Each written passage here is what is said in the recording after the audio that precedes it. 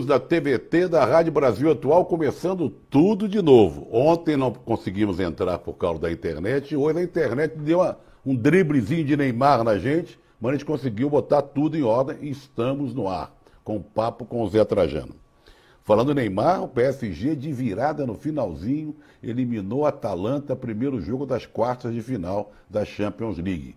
Quando tudo levava a crer que a Atalanta levava, né, se classificaria para a semifinal, o Neymar jogando muito, o Mbappé jogando muito, o Paris Saint-Germain virou no finalzinho, tá? 2-1, está classificado para a semifinal. Todos os jogos sendo disputados lá em Lisboa. Vou falar mais disso daqui a pouco. Vou falar de futebol de novo no início. Tem que parar com o Campeonato Brasileiro, gente. Não pode continuar dessa maneira. Eu e muita gente que eu conheço, muita gente que gosta de futebol, que trabalha com futebol, está defendendo a mesma tese. Nós já temos mais de 50 jogadores infectados com a Covid-19. Alguns jogos, tem jogos da Série A, da Série B, adiados. Jogadores ficam viajando pelo Brasil, se contaminando, se infectando. E pode infectar também não só outros companheiros, como o time adversário, como os funcionários do clube e os familiares deles. Então está na hora de dar um basta, e os jogadores têm que se posicionar. Os jogadores não podem ficar de bico calado. Os jogadores têm que se posicionar. Basta, o futebol brasileiro tem que parar. Essa volta desastrada, que não devia ter acontecido, causou isso.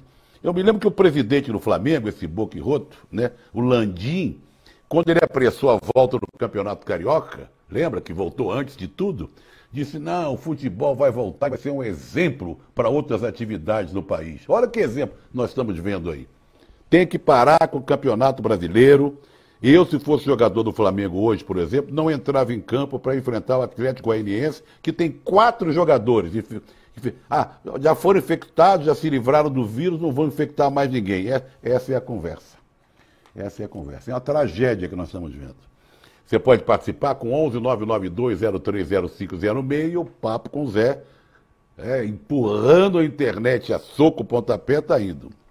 Um assunto que você vai... Outros assuntos que nós vamos falar no programa de hoje, e o assunto que me chama mais atenção, nesse país que já atingiu 103.421 mortos, vou repetir, 103.421 mortos, de ontem para hoje foram 1.387 mortos, e infectadas nós temos 3.123.109. Depois eu falo mais também dos números da pandemia. Nós vamos falar de Clara Nunes, que faria 78 anos hoje. Vamos falar dessa debandada no Ministério da Fazenda, lá do caríssimo Guedes. Dar parabéns para o Botafogo do Rio de Janeiro, Botafogo Futebol e Regata, 116 anos. Vamos falar do Dória, o governador, o Engomadinho está infectado, disse que vai ficar em casa, não está sentindo nada e tal. Mas um assunto que chama atenção mesmo, guardem esse nome, Inês Marchalek, ou Marcalek, que é CH, Zarpelon. Inês Marcalek Zarpelon, de Curitiba, foi acusada de racismo porque foi racismo mesmo. A denúncia foi feita pela advogada do homem condenado por furto e por fazer parte, segundo a juíza, de uma organização criminosa. A advogada reproduziu a sentença no Instagram.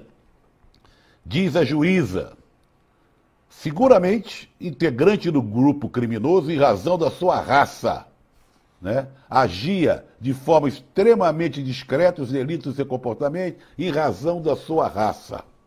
O Corregedor Nacional de Justiça, ministro Humberto Martins, determinou na tarde de hoje que seja aberto um inquérito para apurar a conduta dessa juiz, que não podemos esquecer o nome, Inês Marchalek Zarpelon, ou Marcalek Zarpelon.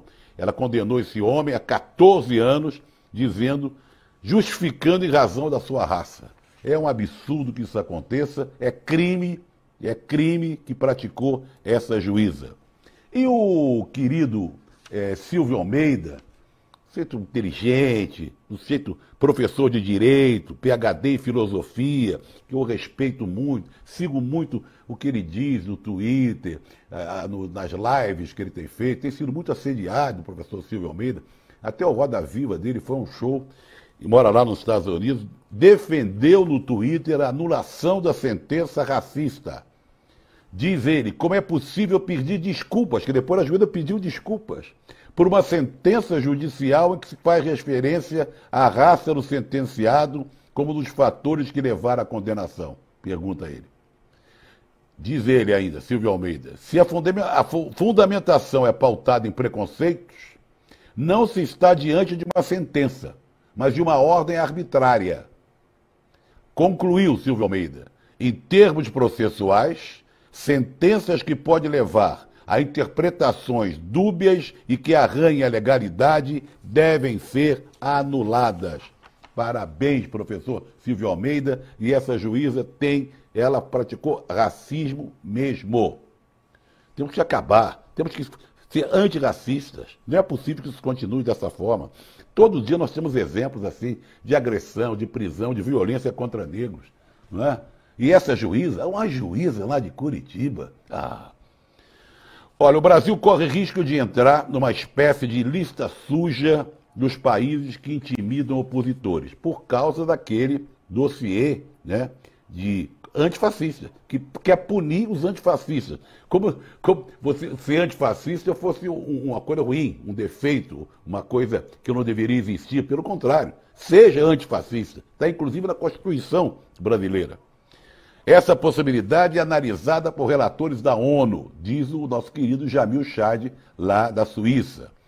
A ONU tomou conhecimento desse dossiê produzido no Ministério da Justiça sobre servidores e professores considerados antifascistas.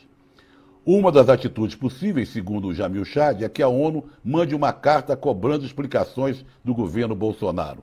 Seria uma forma de indicar ao Brasil que o caso está sendo acompanhado e colocar pressão. Só que não vai acontecer nada, mas de qualquer maneira suja muito o nome do Brasil lá fora, que já está sujo faz tempo. Ontem a gente falou do assunto, mas não colocou vídeo. Hoje nós conseguimos vídeo. Ontem não colocamos nada, aliás, que o programa não foi ao ar com problemas na internet, mas era para ter colocado. Aquela videoconferência que o Capitão Corona participou com líderes de países amazônicos, afirmou que o desmatamento, as queimadas diminuíram, ao contrário do que dizem as estatísticas. Ele insistiu em dizer que é uma perseguição contra o agronegócio no Brasil. Vamos recuperar esse vídeo, vamos ver e ouvir. Por ser floresta úmica, como em grande parte dos senhores, não pega fogo. Então essa história de que a Amazônia arde em fogo é uma mentira. E nós devemos combater isso com números verdadeiros. E é o que estamos fazendo aqui no Brasil. Julho desse ano, levando-se em conta julho do ano passado, nós registramos uma diminuição de 28% de desmatamentos ou queimadas na região. Mas mesmo assim somos criticados. Afinal de contas, o Brasil é uma potência no agronegócio. Ameaças existem sobre nós o tempo todo.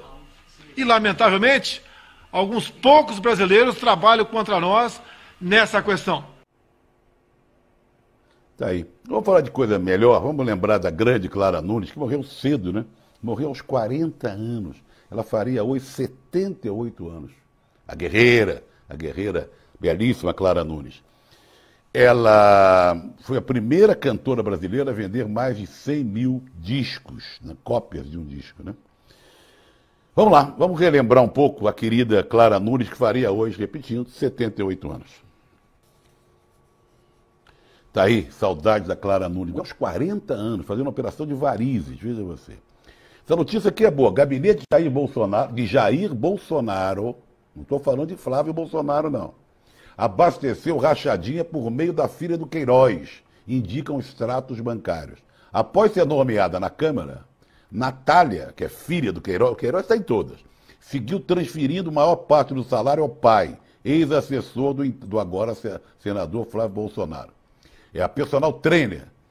Continuou repassando a maior parte do seu salário ao pai, mesmo quando empregada no antigo gabinete do presidente Jair Bolsonaro.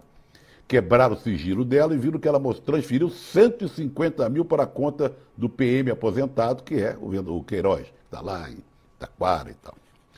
Você pode contribuir no catarse.me/TVT e nos ajudar nessa trajetória, nessa estrada de fazer esse jornalismo briguento, vamos dizer assim, que a gente faz, independente, livre, da Rádio Brasil Atual e aqui na TVT.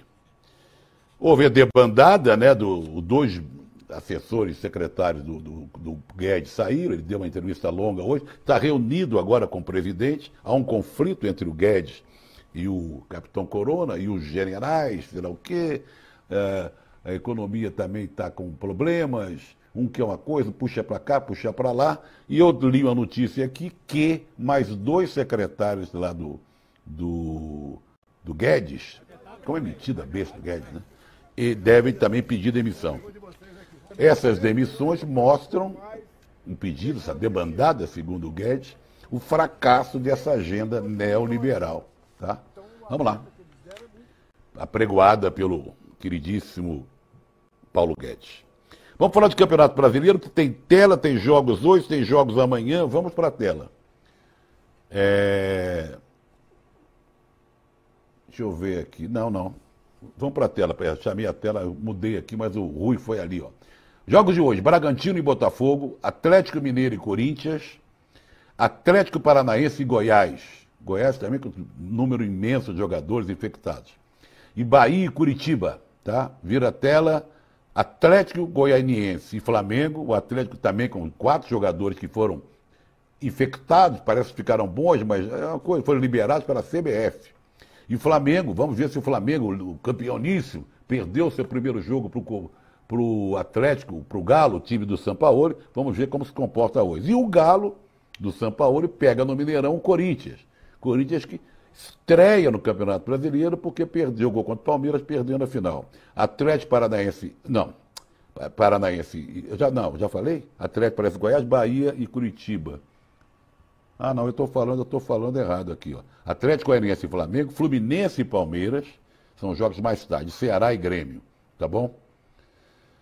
Porque esse jogo Atlético e Flamengo está aqui nessa ordem, mas na verdade ele é um pouco depois dessa que eu falei na primeira leva. Amanhã jogam São Paulo e Fortaleza, Internacional e Santos e Vasco e Sport. Posso dar palpite? Vou dar palpite aqui, que o pessoal gosta de palpite. Atlético Goianiense e Flamengo, 1-1. Fluminense e Palmeiras, 2-1 Palmeiras. Atlético Mineiro e Corinthians, 3-2 Atlético Mineiro, tá bom? Palpite de amanhã do jogo de quinta, eu dou amanhã. Vamos aos números da... parabéns ao Botafogo, 116 anos, tá? Parabéns ao Botafogo, 116 anos.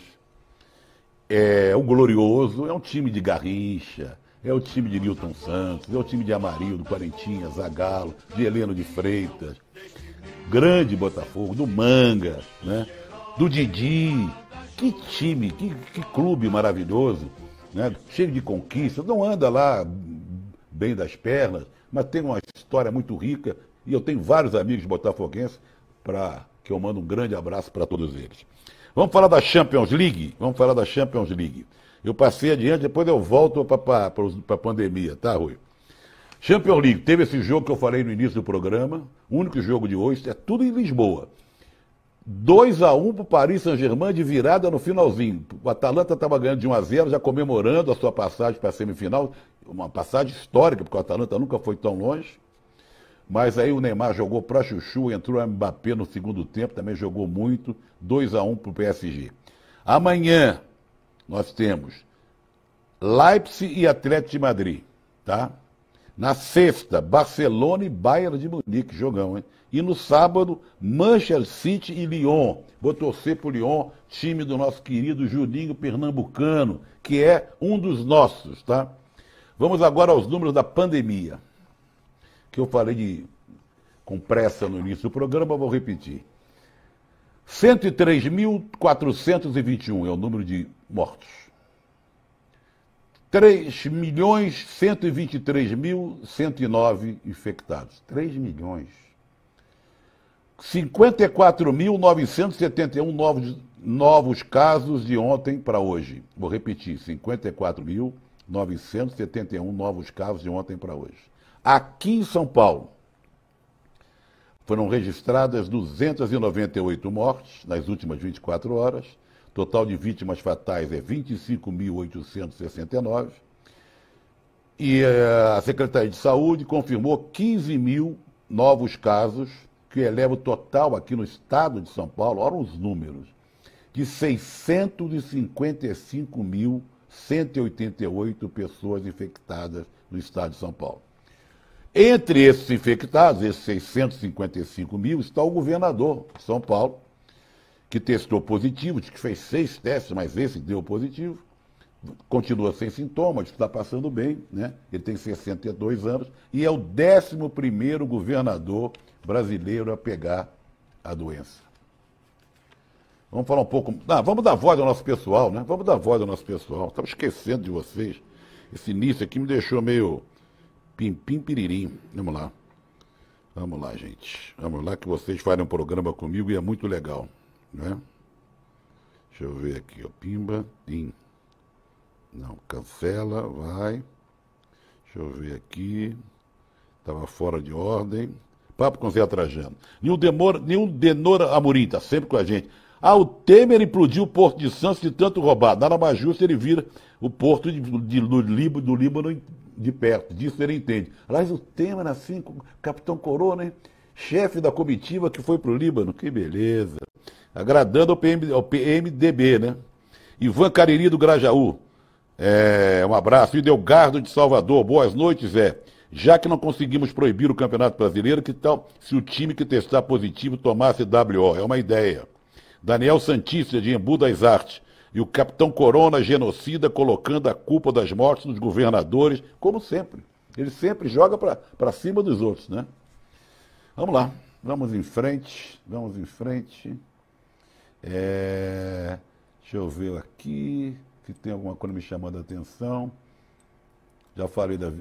Bolsonaro dá liderança na Câmara ao Centrão indica ex-ministro de Temer. Estou falando que ele e o Temer estão, né? Mas vou falar de outras coisas, vou falar de música. Deixa essa coisa da política do Capitão Corona e o Temer, que agora estão se aproximando. Só faltava essa.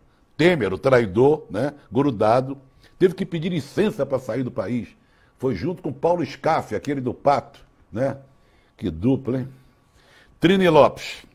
Trini Lopes, grande sucesso fez o Trini Lopes. Ele morreu agora, vitimado da Covid-19, estava com 83 anos.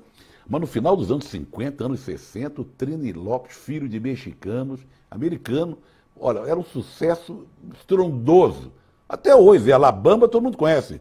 Alabama, todo mundo conhece, toca em festas e tal. Espero que não esteja sendo tocado em festas agora, porque não é hora de fazer festa. Ele participou do filme Os 12 Condenados, em 67, ao lado do Charlie Bronson, do Lee Marvin. Vamos lembrar um pouco, só um sobe-somzinho, né? Do Trini Lopes, que morreu da Covid-19 aos 83 anos. É do Texas, ele.